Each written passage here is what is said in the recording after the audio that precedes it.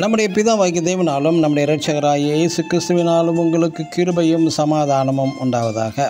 கிறிஸ்து இயேசுவுக்குள் அன்பான சகோதர சகோதரிகளை, இன்று நாம் தியானத்துக்கு எடுத்துக்கொள்ள இருக்கிறதான வேதவசனம் எசேக்கியேல் எழுதின தீர்க்கதரிசன புஸ்தகத்தில் 44ஆம் அதிகாரம் 20ஆம் வசனம்.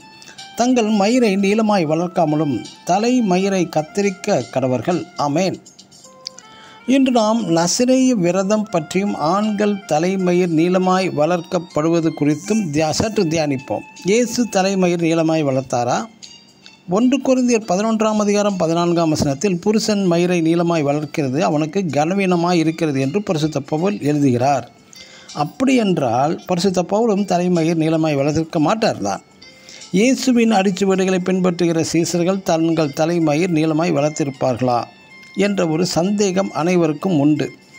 இயேசு கிறிஸ்து நசரேய விரதம் கொண்டவரா? இயேசு கிறிஸ்துவின் தலைமயிர் நீளமாக இருந்திருக்கலாமா? நசரேயன் பற்றி என்னாகமம் புஸ்தகம் 6ஆம் அதிகாரம் 4-5 வசனங்களில் திராட்சை பழத்தினால் செய்யப்பட்ட யாதொன்றையும் புசியாமலும் பிரேத தண்டையில் போகவும் கூடாது, தலையில் சவரகன் கத்தியும் படக்கூடாது என்பதுதான் நசரேய விரதம் ஆகும். ஆனால் இயேசுவோ திராட்சை பழ சாறு பல சந்தர்ப்பங்களில் உண்டார். லூக்கா எழுதின சுவிசேஷம் 22:18 வசனங்களிலும் இயேசுவின் முதல் அற்புதமே கானாவூர் திராட்சை ரசம் தீர்ந்துவிட்டது, அதை நிறைவாக்கினார்.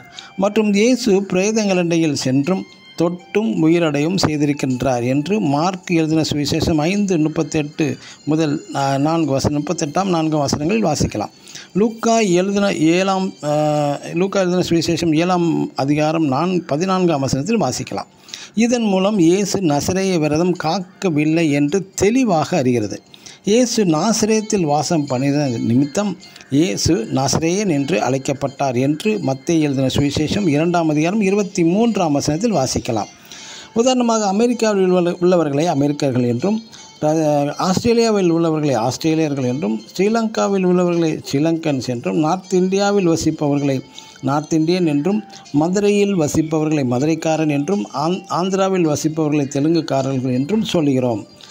அதுபோல இயேசுவின் வளர்ந்த ஊர் பெயரை வைத்து அழைத்திருக்கிறார்கள் நசரேயன் என்று. நாசரேத் ஊரில் வளர்ந்ததான இயேசுவை மேலே வானத்திலும் கீழே பூமியிலும் பூமியின் கீழ் தண்ணீரிலும் ஒப்பான ஒரு சுரூபத்தையாயிலும் விக்கிரத்தையாலும் உண்டாக்க வேண்டாம் என்பதுதான் 10 கட்டளைகளில் ஒன்று. ஆனால் இன்று இயேசு என்று முடிதாடி வைத்து சிலைகளை படங்களை உருவாக்கியிருப்பது எல்லாம் அவர்களின் கற்பனைகள். பரிசுத்த பவுல் 1 கொரிந்தியர் 11ஆம் அதிகாரம் 14ஆம் வசனத்திலும், பழைய ஏற்பாட்டில் எசேக்கியேல் தீர்க்கதரிசி 44ஆம் அதிகாரம் 20ஆம் வசனத்திலும் முடி நீளமாய் வளர்க்க வேண்டாம் என்றுதான் இங்கு குறிப்பிடுகின்றார். ஆமேன். God bless you.